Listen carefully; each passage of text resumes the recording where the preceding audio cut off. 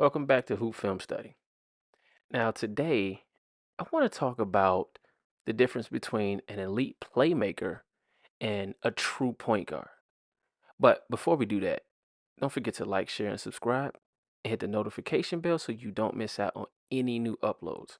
Again, we're on the road to 10K, but without you, it won't be possible. So go ahead, hit that subscribe button. I know you want to. It's a great help and greatly appreciated here at Hoop Film Study. But anyway, let's get back to the video. So today, I want to talk about the difference between an elite playmaker and a true point guard. Because on the contrary to my last video with Steph Curry, a lot of people were really upset about just the video and the context of the video, and people swear up and down he's a point guard. And I'm not gonna get into that. Just go check out that video if you want to hear my take on Steph Curry and being a point guard, or just go to that video. I'm gonna leave a link down below. But anyway, so let's just get into the definition of what an elite playmaker is, and then we'll go into the definition of what the true point guard is. So, an elite, it says in the NBA, an elite playmaker is a player who can create an advantage and make plays for themselves and others, while also keeping defenses guessing. They they are able to use both passing and scoring to take advantage of the defense, and are often unpredictable. Some say that Steph Curry is an example of an elite playmaker because he has the ability to create an advantage and manifest it in every way. So now we give you that definition of a elite playmaker. Let's try a true point guard. Let's get a definition and find the similarities, and then we're gonna go from the differences. So a true point guard. The definition of a true point guard is a basketball player who is often the team's shortest player and best ball handling passer, but we're going to negate that because it's not always the shortest player. They also are the team's quarterback or floor general because they're responsible for controlling the tempo of the game, setting up plays, and initiating the offense. Point guards are often very fast and good at driving and short shots. They usually lead the team in assists. They also need to have quick hands, a high basketball IQ, and the ability to see the floor. Some say a true point guard should also have the competitive toughness and a desire to win. They should be unconcerned about glory stats and only focus on things that impact the final score. Others say the traditional facilitating point guard has become harder to find as players as like Derrick Rose and Russell Westbrook have become more popular. In other words, so there's a similarity in a playmaker, an elite playmaker, and there's a similarity into being a true point guard. Most of it is just really about um, finding abilities, finding the ability to score. That's the main root of it. Now, a true point guard is looking for an advantage so that his team can find a way to score. And an elite playmaker for me is trying to do both of them. He's trying to score. He has most of the times, not an elite playmaker has a score first mentality. That's the best way to separate the two. One is looking to score immediately, and the other one is looking for his team to score. He's looking to pass the ball first. Best example of a true point guard. Chris Paul is a great example of a true point guard, a floor general. Every team he's gone to, he's elevated that team to better. He's currently with the Spurs now, and the expectation is to take that team, get that team at least to the play-in. He's going to elevate the players around him. They're all going to have some type of ascension. He did it when he was in OKC, and now you see where OKC is at. He helped mold Shea Gillis-Alexander's mind to the ability now that OKC is in great hands with him. He did it when he went to the Clippers the first time. He did it when he was with the Hornets. He did it when he was on the Rockets was he came and joined forces. But every stop that he's gone, perfect example. He did it when he went to the Suns. He got them to the finals. I albeit they lost, but he was able to elevate that Suns team to where they were able to get to the finals. He made everybody around them better. Now, perfect example of an elite playmaker is Steph Curry. Great at coming off down screens, great at getting the ball in the basket. He's great at sucking in the defense, and if he needs to kick a pass out to an open teammate, he can do that. But that's not his first mindset. Steph Curry's first mindset is, I'm gonna pull this, I'm gonna pull the trigger on a jump shot whenever I have the ability to do it. That's the quickest way to understand the two of them. Neither one of them are. I mean, it's both of them you would want on your team. Let's get that straight.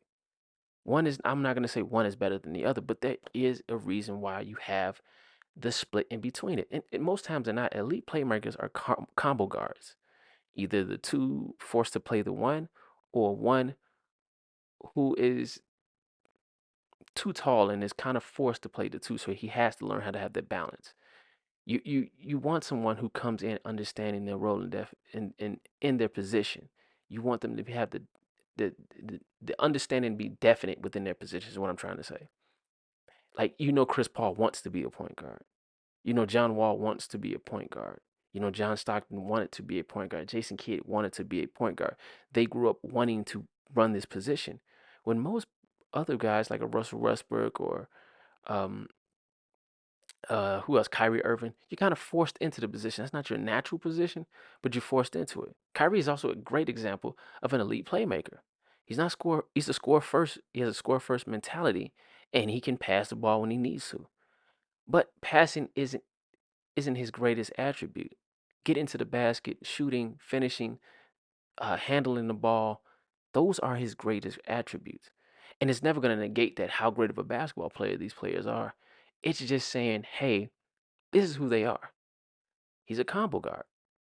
He lacks the floor, he lacks the court vision in the floor generalship that he needs in order to run the team. That's not what he wants to be. You see, if you see, the best always comes out of Kyrie Irving when he has someone who else wants to facilitate or who's great at facilitating. Look at it when he was in Cleveland with LeBron. LeBron was a perfect running mate for him. He had it when I wouldn't say with the Celtics, 'cause there was really no one else dominating the ball outside of him. But he had it perfectly when he was with the Brooklyn Nets. When James Harden was dominating the ball and being a point guard, he was decently to his natural position, which is a two guard.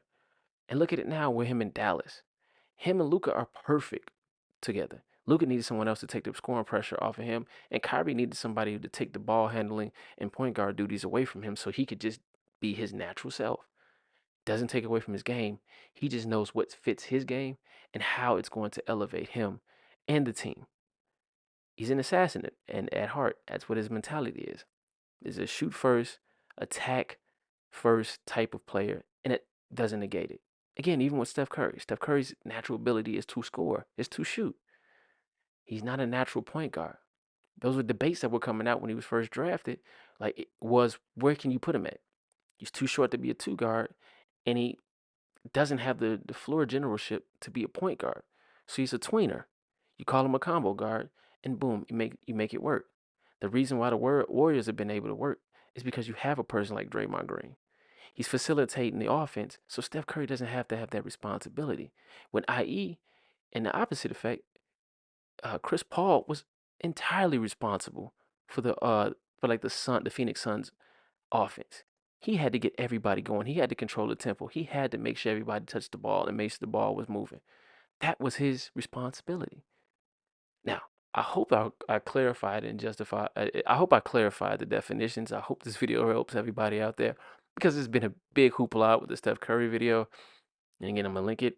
It's been a very big, you know, hoopla about that. And I get it. Everybody's a fan of Steph Curry, but facts are facts. Um, and we're gonna end it right here. Until next time, guys. Wait, before I end it, please, again, I'm gonna overemphasize this. Do not forget to like, share, and subscribe. It also hit the notification bell for all new uploads. I am on the road to 10K, and I cannot get there without you guys' help. I told you, I'm gonna be consistent. I'm going to be extremely consistent when it comes to dropping content. I've got new series and new ideas that's coming down the pipeline, so please be on the lookout for that. And I'm trying my best to re-get back into the scouting videos. I'm just trying to find a different technique. I've been love doing the voiceovers lately, and it's been one of those great deals for me.